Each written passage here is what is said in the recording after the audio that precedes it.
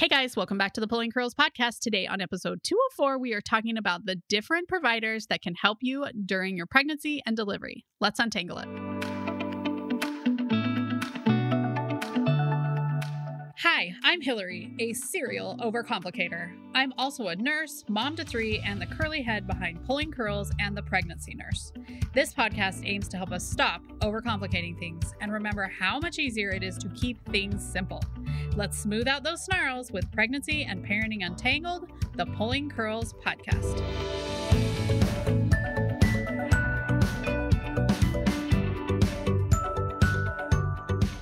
I want to introduce today's guest. This is her third time on the podcast. She is a certified nurse midwife in Pennsylvania. I want to introduce today's guest, Julie Pyle.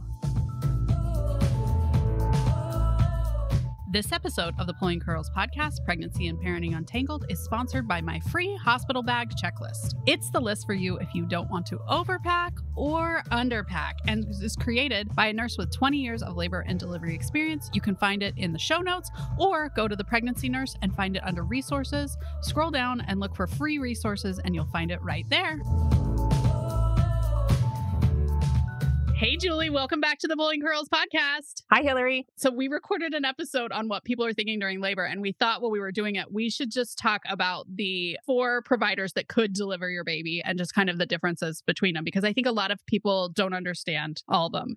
Now, there is 5. You could not have a provider at your birth. It's called free birth. We absolutely can't talk about it. That's always an option, obviously, but I would never recommend anybody choose that on purpose. Right. Plenty of people choose it and are calling 911 at the same time, freaking out. Yep. I had that happen last week. But I don't recommend free birth in any shape or form. I cannot tell you how many patients I would have had that would have died the end. There's way too many unknowns for me to be comfortable with that. I cannot imagine the husband. Like, my husband would literally die if I was like, why don't we just have the baby here at home, you and me? Oh, yeah. Same with my husband. Okay, so then there's 4 real providers. So the first one is lay midwives, right? And how would you define those, Julie? Yeah. So, gosh, lay midwife, that incorporates a really large spectrum, because these are people who could be a doula, but call themselves a midwife. And they may have had official doula training, but have decided that they want to call themselves a midwife. It could be somebody who lives in cultures that have trained each other, but ultimately they don't have any formal education, right? Some of them may not even have a high school diploma. Some might have some college, some bachelor's degree, but usually, I mean, there's nothing saying that they can or can't be a midwife. And that's where that distinction gets a little interesting, because there's nothing saying they can't call themselves a midwife, right? Right. And so they can offer their services to be through the pregnancy and at the birth. And I've seen some of these lay midwives charging anywhere from $3,000 to $5,000 per pregnancy and birth.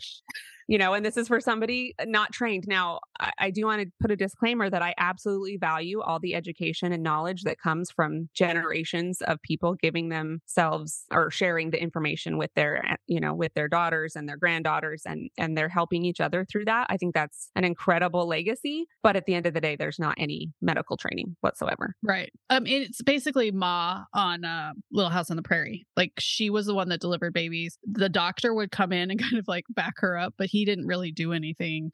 She just knew how people had babies, right? Yeah, absolutely. Yep. That's exactly right. They scare me. I'm not going to lie to you, because it's so hard to figure out how much training they have or experience. A lot of them I think lie, because they could have been doulas at thousands of births, but they've never been a midwife. I don't know. And it's hard because there's absolutely no real solid regulations on that. Some states are very strict and don't allow anybody to practice any sort of midwifery without the degrees, but then other states have absolutely no laws against it. And so depending on where you live, you're going to see a vast difference of what it might look like. Where I am currently, there are a lot of lay midwives, and a lot of them practicing and doing what they do and making a lot of money, to be honest. Yeah. Oh, man. I think in Arizona, where I am, I've heard that home birth is illegal, but I don't know anything. Like, it's obviously not something I've studied. So yeah. But the weird thing is that all these 3 that we're going to talk about are all just called midwife, right? Yeah.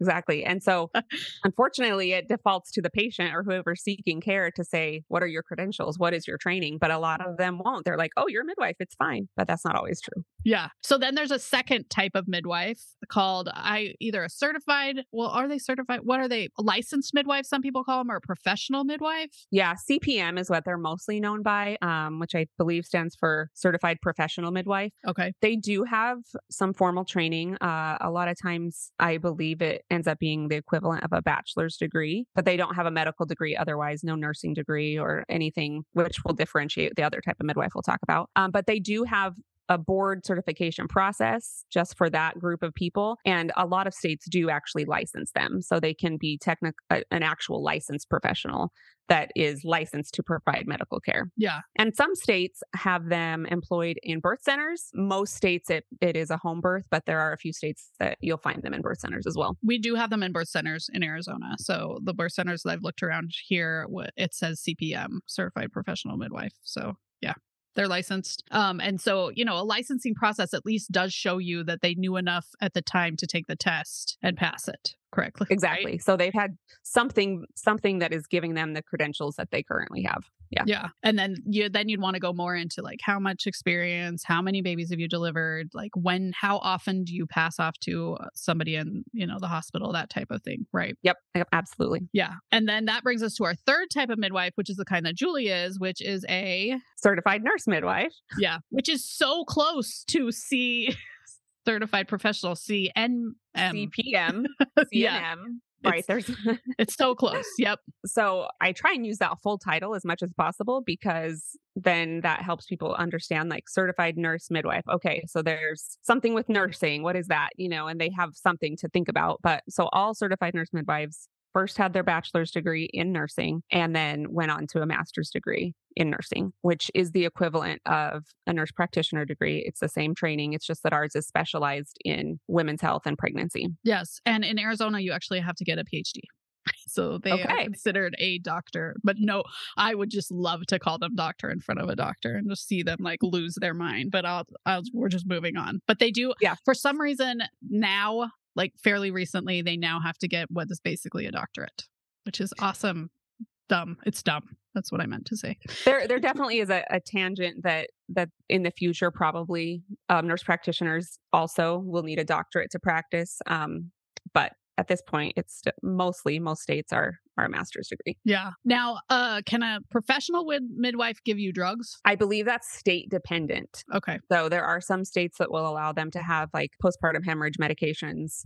They can do IVs, maybe do antibiotics for group B strep positive patients, but I believe it's very dependent on each state and the licensing there. Yeah. Yeah. But the certified nurse midwife you can do all the same things that an OB can for the most part as far as drugs. And that might depend a little bit on state as well, but most states we have prescriptive authority and can prescribe any medications that a physician can, including antidepressants, anti-anxiety meds, birth control, like all of those things are up our alley. Yeah, because you can also see a midwife for your ladybit care for the rest of your life, right? That's correct. Yeah, for your well women exams, all your pap smears till you don't need one anymore.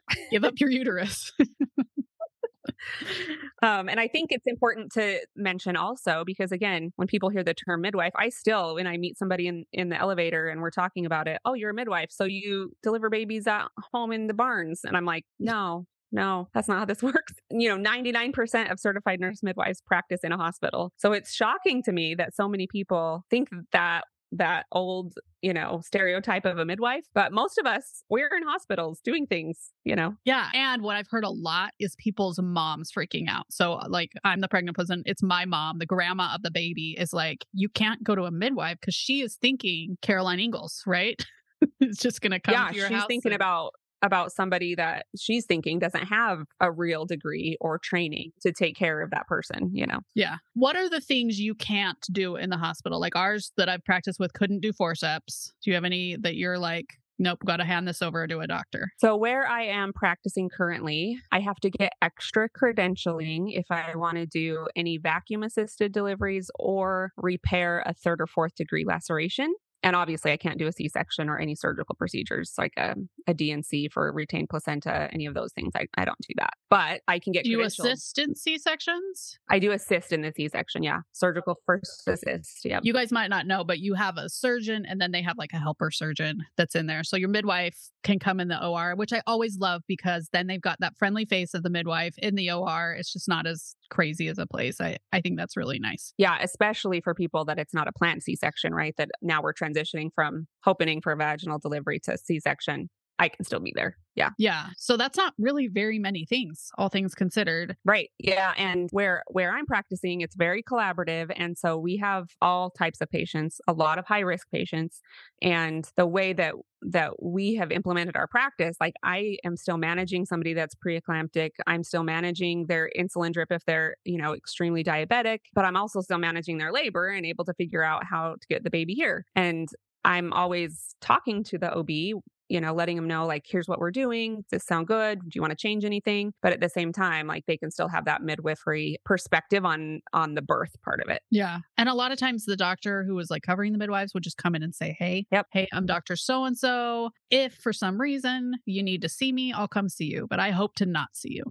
Exactly. Yeah. And I love the way that works where I'm currently at. It doesn't work quite as seamlessly in a lot of places. Unfortunately, it can be a very much of a turnover. If you risk out of midwifery care because of your blood pressures, you don't see them anymore at all. Right. And I like it when it's a little bit more collaborative. I think the patient gets a little bit better experience overall. And that's why I like working in the hospital, because while I absolutely appreciate and love my nurse midwife colleagues that do these phenomenal home births and water births and the women are having exceptional experiences, I still know that there's people that want to deliver in the hospital that need to have a good midwife. And so it's important to have all of those options for people. Yeah. And then you could have a doctor, which I think everybody knows what a doctor is. So doctors get a bachelor's degree. They then go to medical school for 4 years, right?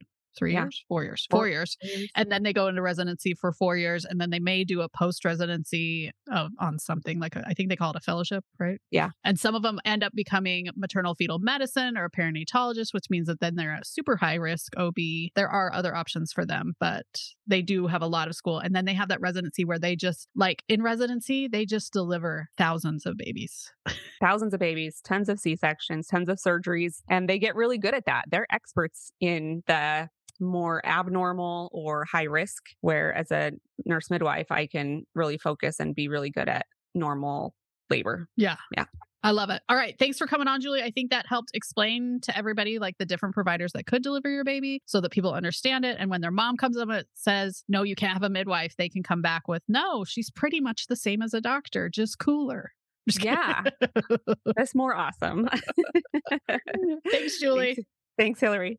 Okay, I hope you guys enjoyed that episode. I cannot more strongly advocate towards considering a midwife for your pregnancy provider. If they're available in the practice that you go to, ask to see them at your next appointment or just consider them for your next delivery or whatever. I just love certified nurse midwives. I hope that cleared up some misconceptions for you guys or made it more clear, because we certainly are not making it clear with our terminology in referencing all those 3 different people as midwife. As you can tell, there is a huge spectrum of experience and ability and all those kind of different things. So I hope we get a new word at some point. That would really help untangle things, don't you think? Thanks for joining us on the Pulling Curls podcast today. If you liked today's episode, please consider reviewing, sharing, subscribing. It really helps our podcast grow. Thank you.